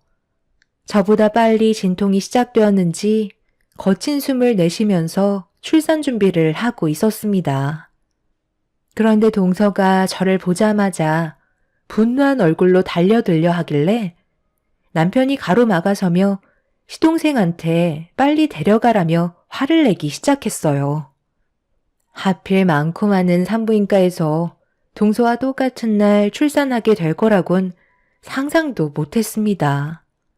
그리고 뒤이어 시부모님께서 산부인과에 도착을 하셨고 진통을 겪으면서도 난리를 치고 있던 동서를 본 시모는 한숨을 내쉬셨네요. 동서는 자기가 먼저 출산할 거라면서 이성을 잃은 모습을 보이길래 진정이 필요할 것 같다며 1인실로 잡아주었고 저는 다인실로 등 떠밀며 서둘러 들어가게 하셨네요. 그렇게 한참 동안 진통을 겪다가 아이가 나올 때가 되었는지 급하게 출산실로 옮겨지게 되었고 몇 시간 뒤에 그토록 듣고 싶었던 아이의 울음소리를 제 귀로 들을 수 있었습니다. 뒤이어 동서도 출산을 했는지 아이의 울음소리가 연속해서 들려왔어요. 그토록 바라던 아이를 품에 안게 되면서 세상을 다 가진 것 마냥 기쁨의 눈물을 흘렸고 가족 모두 축하해 주었네요. 그렇게 몸조리를 하면서 조금씩 회복을 해나가고 있었는데 1인실에 있던 동서의 가족분들도 오셨는지 시끌벅적한 소리가 들려오고 있었어요. 아이를 출산하고 서로 마주칠 일은 없었지만 동서가 어떤 돌발 행동을 할지 몰라 매일 불안에 떨고 있었어요. 그래서 남편한테 다른 곳으로 옮기는 게 좋을 것 같다고 얘기하고 있는데 문을 열고 동서가 들어오려 하던 그 순간 시모가 버럭 화를 내면서 동서에게 들어가지 말라고 소리를 지르기 시작하셨어요. 순간적으로 얼음이 된 동서는 무섭게 변해버린 시모의 모습을 보고 뒷걸음질 치고 있었습니다. 200만 원짜리 1인실에 집어넣어 줬으면 그 안에 박혀 있으면 되지. 뭐하러 또 기어 나온 거야? 내가 너를 더 이상 봐줄 수가 없다. 출산하는 데까지 그 난리를 피워? 성격이 어쩜 그리 고약한 거야? 오늘 이 시간 이후로 첫째한테 한 번만 더 다가가기만 해봐. 이렇게 좋은 날 너 때문에 불안해서 내가 살 수가 없다. 1인실에 혼자 박혀서 애나 보고 있어. 절대 나오지 말아라. 동서는 시모의 막말에 큰 상처를 받았는지 1인실로 돌아가 버렸고 다인실로 들어온 시모한테 인사를 드리려고 천천히 몸을 일으켜 두 발이 땅에 닿으려는 순간 뒤에서 많은 분들이 저를 축하해 주려고 오셨어요. 다름 아닌 그분들은 그동안 시모와 동네 사람들과 함께 음식을 나누면서 정을 나눴던 분들이셨고, 축하한다고 다인실을 꽉 채울 정도로 많은 분들께서 오셨습니다. 모두들 제가 임신이 안 돼서 힘들 때 함께 괴로워하며 아픔을 나눠주셨던 분들이셨는데, 출산했다는 소식에 시모가 동네 사람들을 전부 다 모시고 오셨던 거였네요. 저는 너무 감사한 나머지 눈물을 쏟아내었고, 동네 분들은 그동안 고생 많았다면서 저에게 봉투 하나씩을 건네셨습니다. 그 안에는 출산 축하금이 들어있었고 적지 않은 금액을 준비해 주셨네요. 상상도 못했던 경험을 하게 된 저는 시모의 말대로 인생을 어떻게 살아가야 하는지 느낄 수 있었습니다. 순식간에 침대에는 돈봉투가 한가득 쌓이게 되면서 돈방석에 앉아있는 기분이 들게 되었습니다. 동서는 문틈 사이로 많은 분들께 사랑을 받고 있는 저를 보며 부러운 듯 쳐다보고 있었습니다. 그리고 그날 이후 동서도 느끼는 게 많았는지 저를 대하는 행동들도 변하기 시작했고, 지금은 한 가족의 구성원으로 최선을 다해 살아가고 있습니다. 분명 안 좋은 일들도 있었지만 동서가 깨우치는 부분들이 많았는지 그동안 저에게 했던 행동들에 대해 용서를 구하면서 관계 회복을 할 수 있었네요. 앞으로 저희 가족의 앞날에 좋은 날들만 펼쳐졌으면 좋겠습니다. 제 글을 들어주신 분들께서도 이 빡빡한 사회에 서로 정을 나눠보시면 어떨까요? 제 사연 들어주신 분들, 오늘 하루도 기쁨 넘치는 날이 되시길 바랍니다. 감사합니다. 안녕하세요. 저는 40살에 일반 회사를 다니고 있는 남자입니다. 단 하루를 살아도 후회 없는 삶을 살려고 열심히 뛰어다니고 있습니다. 그 노력이 언젠가 빛을 밝히는 날이 올 거라 생각합니다. 2번 다시 과거의 일들을 겪고 싶지 않네요. 그때의 아픔은 지금도 저를 너무 아프게 합니다. 가끔씩 툭툭 튀어나오면서 저를 너무 괴롭게 만들고 있어요. 그날의 기억들이 지워지지는 않더라도 어느 정도는 무뎌졌으면 좋겠네요. 한때는 제가 너무나 사랑했던 여자였고 제가 가진 모든 걸 주려고 했지만 아내와의 인연은 평생을 함께하지 못했습니다. 아내는 제가 이해해주기를 바랬어요. 제가 마음이 너무 좁아 받아줄 수 있는 그릇이 안 된다며 실망한 눈빛을 보냈었는데 여러분들께서는 어떻게 생각하시는지 정말 궁금합니다. 도대체 누가 잘못했는지 판단해 주시기 바랍니다. 아내와의 결혼은 힘들었어요. 그 이유는 제가 능력이 부족해서 장모님이 저를 마음에 들어하지 않았고 그 문제가 점점 더 커지게 되었습니다. 웃는 얼굴에 침 못 뱉는다고 노력한다면 분명 받아줄 거라 생각했었어요. 그래서 결혼 생활하면서 최선을 다해 장모님께 잘 보이려 애를 많이 썼지만 장모님은 눈 하나 깜빡 안 하더라고요. 그리고 함께 모여있을 때 저보고 들으라며 인상을 찌푸리더니 한마디 하셨어요. 진경아, 네가 지금 살고 있는 집이 몇 평 정도 되니? 여기 근처에 신축 아파트 짓고 있는데 꽤 높은 가격으로 책정될 거라고 하던데 사람들이 그러는데 예상 분양가가 10억이 넘어갈 거라고 청약 신청하라던데 너희 청약 없지? 아, 청약은 있다고 그랬나? 그런데 돈이 없다고 그랬었지. 좋은 아파트 앞에 놔두고 들어가지 못하니 그림의 떡인가? 이래서 돈이 많은 남자랑 결혼을 하면 인생이 달라진다고 하는 거야. 저런 아파트 거들떠나 보겠어? 강남권에 있는 아파트에서 살고 있겠지. 아유, 한숨만 나오네. 내 딸 곱게 키워놨는데 허름한 빌라에서나 살고 있고 이런 모습 볼 것 같아. 내가 돈 많은 집안에 결혼해야 한다고 했던 거야. 이제 엄마가 하는 말 어느 정도 이해가 되니? 엘리베이터 없는 빌라가 뭐냐? 괜찮아요, 엄마. 살면서 조금씩 넓혀가는 것도 재미있어요. 여기에서 한평생 살 거 아니잖아요. 걱정하지 마세요. 그이가 열심히 일하고 있으니 분명 좋은 결과 가져올 거예요. 이 사람만큼 좋은 사람도 없어요. 제가 왜 이 남자 선택했겠어요? 한눈 안 팔고 오로지 저를 위해 열심히 살고 있잖아요. 그러니 좋은 모습도 보려고 노력 좀 해보세요. 그래도 저를 사랑하고 있던 아내는 제 편을 들어주었고 그런 모습을 보니 마음이 든든하더라고요. 장모님의 눈살 찌푸릴 정도의 막말을 들어도 버틸 수 있었던 건 전부 아내가 저를 받쳐줬기 때문입니다. 제가 마음에 들지 않아 욕은 먹었지만 앞으로 살면서 언젠가 인정해줄 거라 생각하며 지내고 있었고 아내도 저를 항상 응원해 주었어요. 장모님과의 관계가 어찌되었든 저에게는 아내만 있으면 다른 건 다 감수할 수 있었습니다. 그러던 어느 날 퇴근하고 단둘이 저녁을 먹고 있는데 문을 쾅쾅 두드리는 소리와 함께 빨리 문을 열라며 재촉하는 장모님의 목소리가 들렸습니다. 엄마? 지금 시간이 몇 시인데 연락도 없이 어쩐 일이세요? 무슨 일이라도 있는 거예요? 급하게 오셨어요? 일단 순 좀 고르세요. 지금 저녁 먹고 있었니? 너희들 여기 좀 앉아봐라. 지금 밥이 목구멍으로 넘어갈 정도로 여유로운 시간을 보낼 때가 아니란다. 사위가 명문대나 좋은 직업을 가졌다면 내가 이런 생각도 안 들지. 이런 거 하나하나 신경을 써줘야 하니 내 입장이 얼마나 곤란하겠니? 너희 지금 결혼한 지 2년 정도 됐니? 그럼 벌써 소식이 들려야 하는데 왜 아직까지 아무런 말을 하지 않는 거야?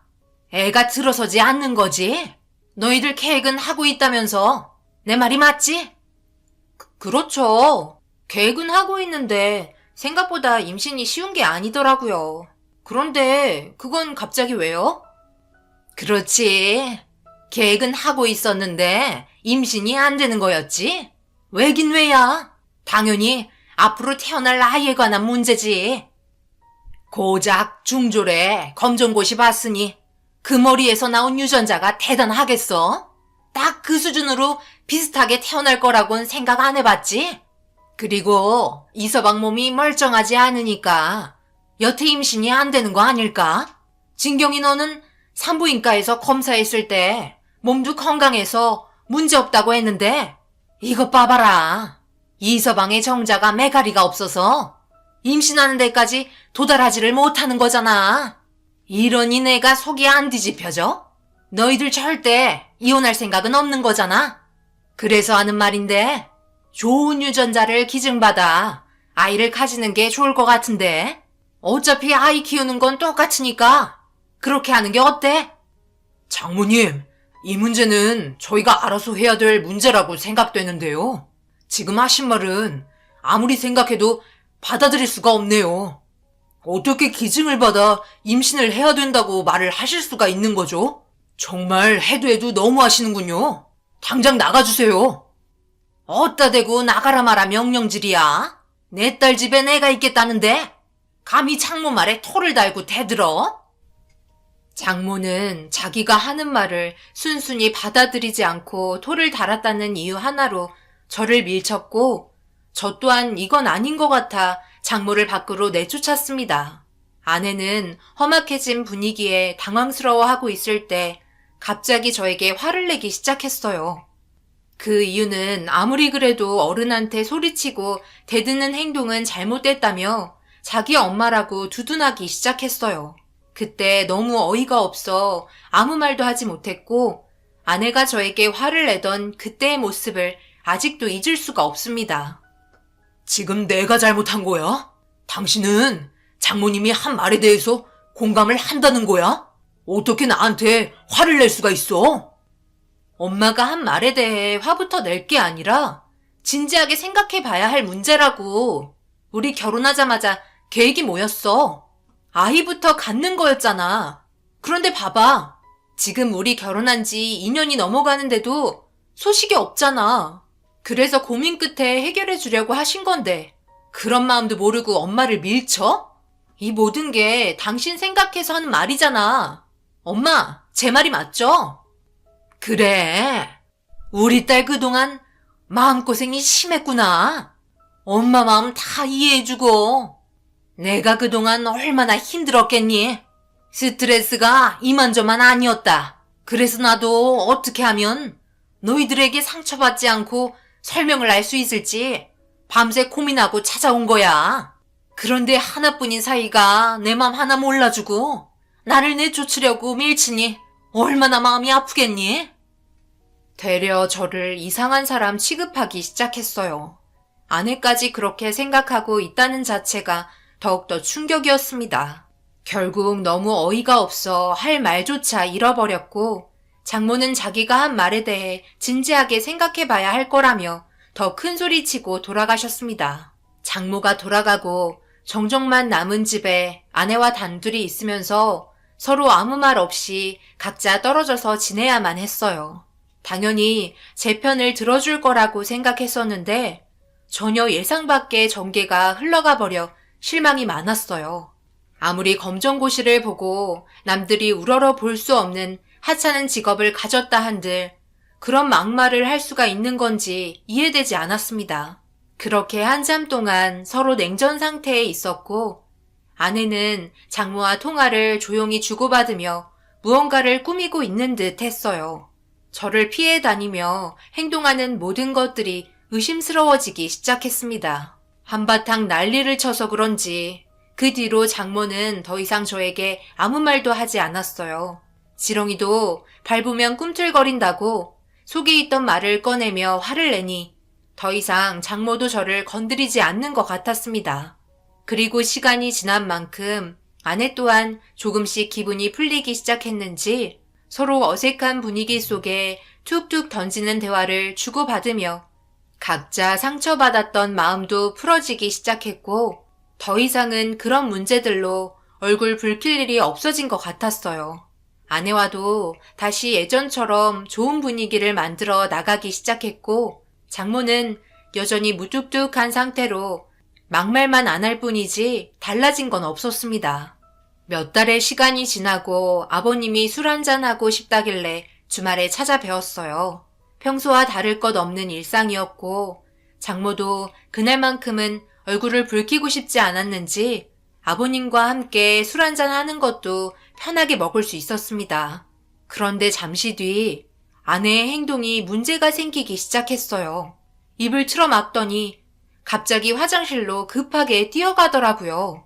너무 놀라 무슨 일이냐고 다급하게 물어보자 아무 말 없이 헛구역질을 하기 시작했고 그때 머릿속으로 스쳐 지나간 건 아내가 임신을 했을 것 같다는 느낌이 강렬했습니다.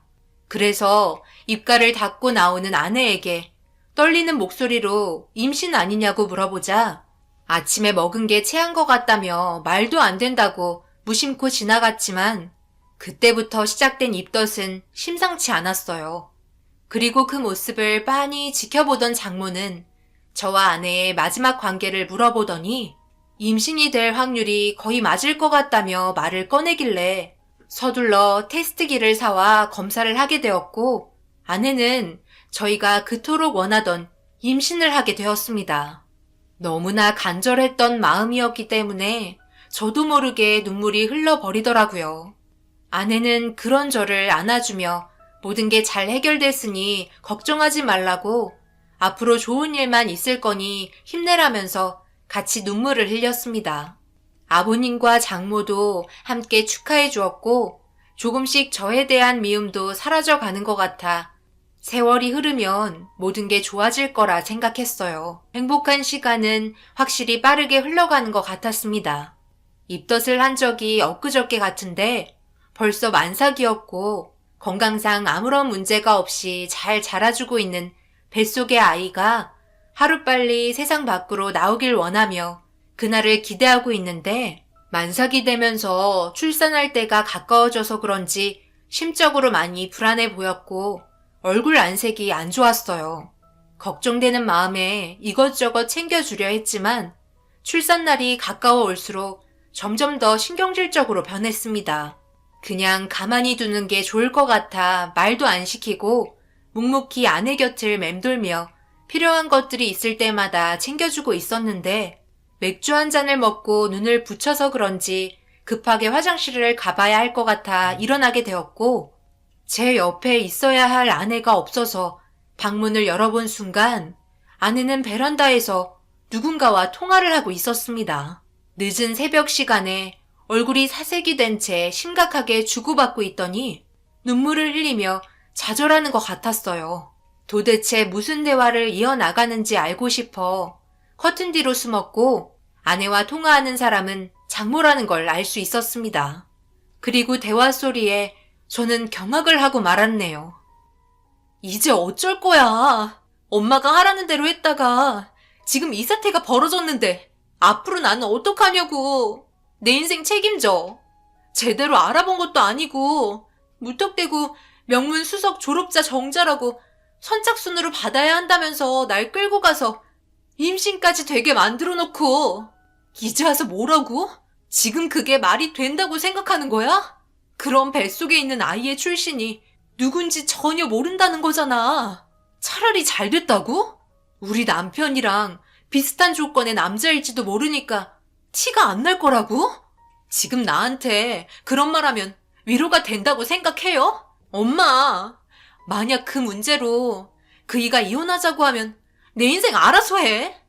나도 임신이 하도 안 돼서 남편 몰래 결정한 건데 이런 문제가 생기면 내가 고민하고 결정한 게 모두 물거품 되었잖아.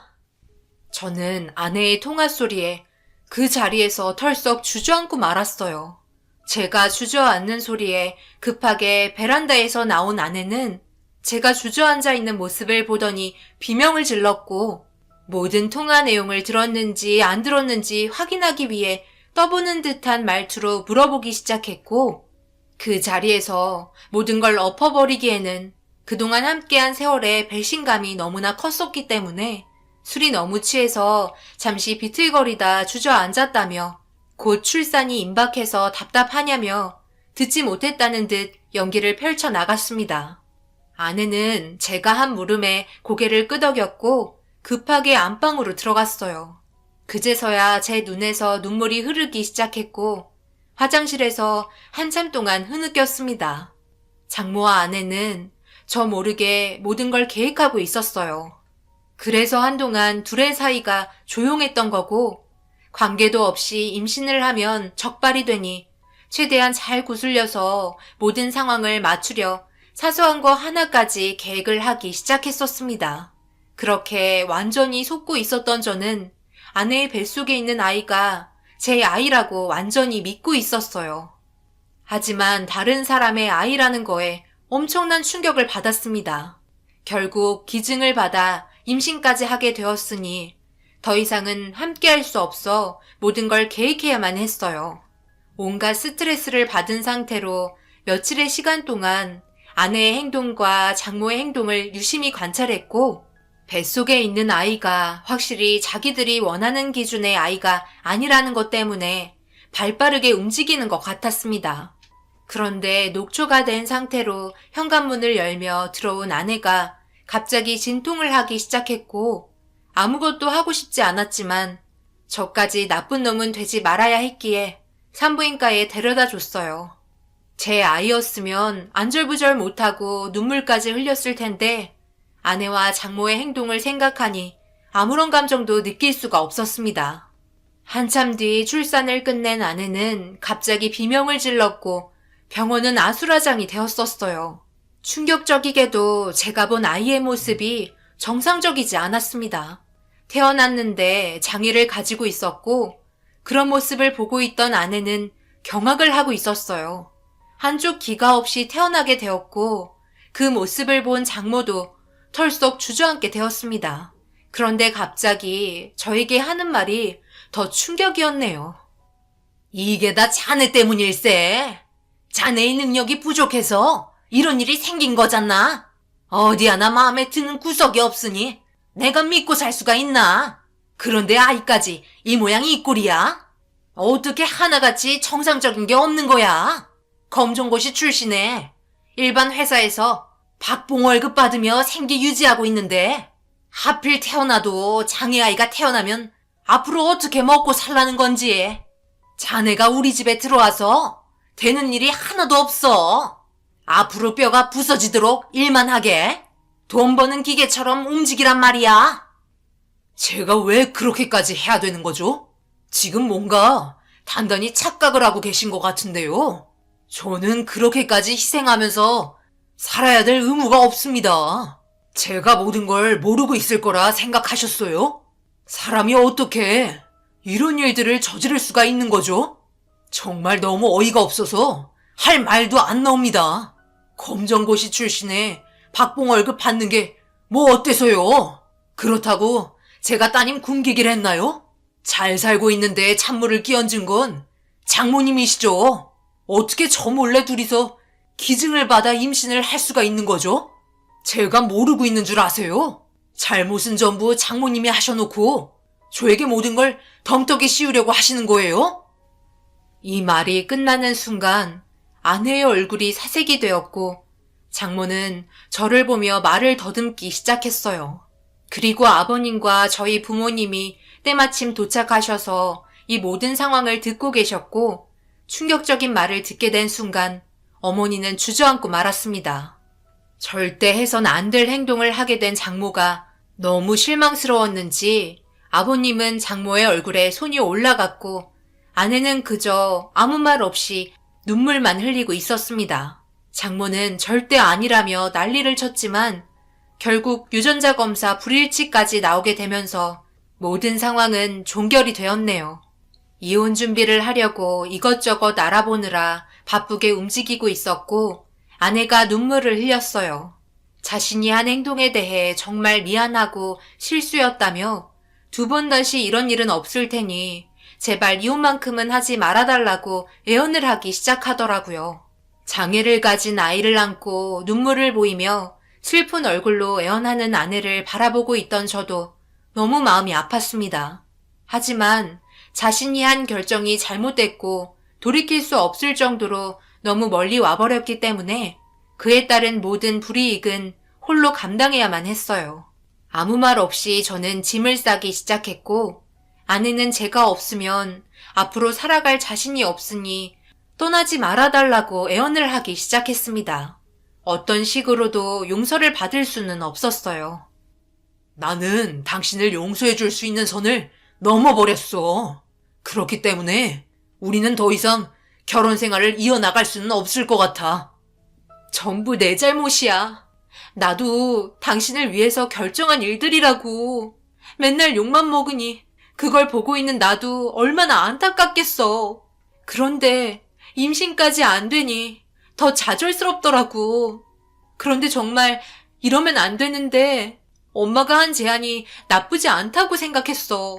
언제 임신이 될지도 모르는 상태에서 마냥 기다릴 수도 없고 그렇다고 맨날 눈만 마주치면 당신을 뭐라고 하는 모습도 보고 싶지 않았는데 엄마가 하자는 대로 일을 진행하면 앞으로 2번 다시 당신을 얕잡아 보거나 불만 가지지 않겠다며 명문대 수석으로 졸업한 아주 상태가 좋은 정자를 기증받아 임신을 할 수 있다고 설득시키는데 나도 모르게 엄마의 조건에 설득이 되어버렸어. 어찌되었든 태어나서 사랑을 주고 키우면 우리 자식이나 다름없는 거잖아. 낳은 정보다 키운 정이 더 큰 거라며. 그래서 모든 걸 비밀로 하고 당신 아이처럼 위장을 하면 문제될 게 없을 거라 생각했지. 그런데 알고 보니 명문대 수석 졸업한 정자라고 알고 있었는데 알고 보니 출처도 알 수 없는 이상한 사람의 정자를 기증받게 되었더라고. 차질이 생긴 것 같았고 이 문제를 조용하게 처리를 하던 도중 사태가 점점 심각해져서 그동안 내가 얼굴 표정이 좋지 않았던 거야. 그런데 출산을 하고 나서 보니 아이가 장애를 가지게 되었어. 절대 하면 안 될 일들이었고 내가 앞으로 평생 살면서 뉘우치며 살게. 그러니 한 번만 용서해주면 안 될까? 내가 이렇게 빌게. 만약 태어난 아이가 장애를 가지지 않았다면 평생을 속이며 살 생각이었던 거네. 어찌되었든 나를 속이고 이 모든 걸 진행했는데 내가 평생 동안 당신을 어떻게 믿고 살 수 있을까? 나는 더 이상 아무런 말도 하고 싶지 않아. 나를 위해 했다고 얘기하지만 그건 당신 생각이고 당신이 내린 결정이야. 나를 위해서 한 게 아니라고. 그저 자신의 아이가 가지고 싶어서 조급한 마음에 결정한 거 아니야? 당신도 내가 검정고시 출신에 박봉받고 일을 하고 있으니 내 몸에서 나온 유전자도 똑같은 인생을 걷게 될까봐 그게 두려워서 내린 결정이겠지. 내 핑계 대지 마. 모든 건 당신 책임이니까. 아내는 제가 한 말을 끝으로 눈물을 흘리며 오열을 했습니다. 짐을 대충 싸고 이혼 서류를 건네고 나가려고 하자 지푸라기라도 잡으려는 심정인지 장모가 현관문을 열자마자 저를 보며 납작 엎드려 용서를 빌기 시작했고 그런 모습을 보니 한심하기만 했어요. 평생 지울 수 없는 죄인 거 알지만 딱 한 번만 죽은 사람 살린 셈 치고 용서해달라며 다리를 붙잡고 오열하셨습니다. 하지만 그럴 수 없었어요.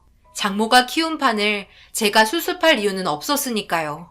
장모가 붙잡고 있던 다리를 뿌리치고 밖으로 나왔고 저는 이혼 위자료 소송과 정신적인 손해배상 청구를 끝으로 그 사람들과의 인연을 마무리 지었습니다.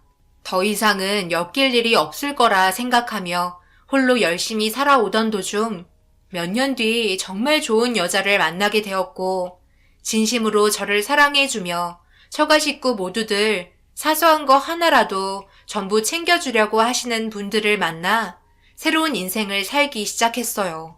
과거가 어찌되었든 현재가 너무 행복하기 때문에 그때의 일들은 전부 제 기억 속에서 지워졌다고 생각했었습니다. 그런데 갑자기 툭툭 튀어나오는 과거의 기억들이 저를 괴롭게 만들었고 그때의 서러움 때문인지 저도 모르게 눈물을 흘릴 때도 있었습니다. 이런 문제를 현재의 제 아내가 모르는 건 아니었어요. 저를 바라보며 모든 건 시간이 해결해 줄 거니 더 이상 과거에 얽매이지 말고 지금에 충실하라며 많은 격려를 해주었습니다. 과거의 일들이 자존감을 너무 낮춰버렸는지 회복되는 데는 더 많은 시간이 필요해 보였어요. 그렇게 조금씩 잊혀질 때쯤 아내와 함께 유모차를 끌며 시내를 걸어가고 있는데 반대편에서 걸어오던 한 사람과 눈이 마주치게 되었고 그 사람을 보자마자 너무 놀라 뒷걸음질 치게 되었네요. 다름 아닌 전 부인의 장모였고 그 사람도 저를 보자마자 잘 지내고 있는 모습에 화들짝 놀라 보였어요. 그리고 천천히 고개를 돌려 시선은 유모차를 향했고 유모차에 있던 아이를 보더니 경악을 하셨습니다. 제 아이들은 쌍둥이로 태어났고 거기에 더해 한 번 더 그 사람이 놀란 건 아내는 뱃속에 셋째까지 임신을 한 상태라 자기가 뭘 잘못 본 것 마냥 몇 번이고 눈을 비볐네요. 그리고 건물에서 다급하게 아이를 안고 나오던 한 사람은 장모에게 왜 먼저 나가냐고 성질을 부렸고 그 모습을 보니 초췌해진 얼굴빛과 육아에 찌들어 장애를 가진 아이를 키우는 게 많이 힘들었는지 불만을 털어놓고 있었어요. 그러자 저와 눈이 마주쳤고 비교가 되는 모습에 자신이 많이 부끄러운지 몸을 돌렸습니다. 그런데 전부인 아이가 칭얼거리며 보채기 시작하자 힘겹게 진정시키고 있는데 아이의 눈이 이상하더라고요. 제가 인상을 찌푸리며 바라보고 있자 전부인의 장모는 저에게 눈에도 장애가 있어 앞이 보이지 않는다며 몇 초간 저와 제 아내를 바라보더니 그녀를 데리고 서둘러 자리를 피했습니다. 아내는 전부인이냐고 물어보았고 고개를 끄덕이자 고개를 돌려 도망치는 듯한 그 사람들을 바라보더니 그동안 정말 힘들었겠다며 저를 위로해줬어요. 그런데 갑자기 아내가 전부인의 장모가 이상하다며 말을 이어나갔고 고개를 돌려 두 사람을 보는데 장모가 가슴을 움켜쥐더니 고통스러운 눈빛으로 땅을 바라보고 있었어요. 그리곤 잠시 뒤 머리가 먼저 땅으로 떨어지면서 쿵 하는 소리와 함께 정신을 잃었습니다. 저는 그때 어떻게 해야 될지 몰라 머뭇거렸어요. 차마 그 사람들에게 다가갈 수가 없었고 만에 하나 구해주려 했다가 또다시 안 좋은 상황에 휩쓸리게 될 수도 있을 것 같아 몸을 돌려 모른 척 하자며 가던 길을 가려 했습니다. 장모가 쓰러진 주위로 사람들이 있어서 도와주고 있었고 숨을 안 쉬고 있다며 아무래도 심정지가 온 것 같아 심폐소생술을 해야 한다고 구급차에 요청을 하기 시작했고 그 말들이 제 귀에 들려오고 있었어요. 아내는 묵묵히 뱃속에 있는 아이를 어루만지며 다급하게 유모차를 끌고 자리에서 벗어나려 하는 저를 따라왔어요. 그리고 그때 이후로 2번 다시 그 사람들을 만난 적은 없습니다. 제가 볼 땐 아마 전 부인의 장모는 세상을 떠났을 듯 싶네요. 너무 잘 살고 있는 모습에 충격을 받아 그로 인해 심정지에 오게 된 것 같습니다. 만약 살아있다면 그 사람들이 뿌린 대로 걷어들인 거니 앞으로의 인생 살아가면서 자신의 잘못을 뉘우쳤으면 좋겠어요. 한 번뿐인 인생은 어떻게 하냐에 따라 그 사람의 앞날이 달라지는 것 같습니다. 저는 지금의 아내가 있어 너무 행복하고 더욱더 열심히 살기 위해 2발이 있는 한 쉬지 않고 뛰어다니며 살고 있습니다. 여러분들께서도 살면서 항상 좋은 마음으로 살아가셨으면 좋겠어요. 그렇게 한다면 언젠가 뿌린 씨앗은 좋은 수확물로 돌아올 거라는 걸 제가 확신할 수 있을 것 같네요. 제 사연 들어주신 분들 언제나 좋은 일 가득하시고 웃음이 끊이지 않는 삶을 살아가시길 바랍니다. 감사합니다.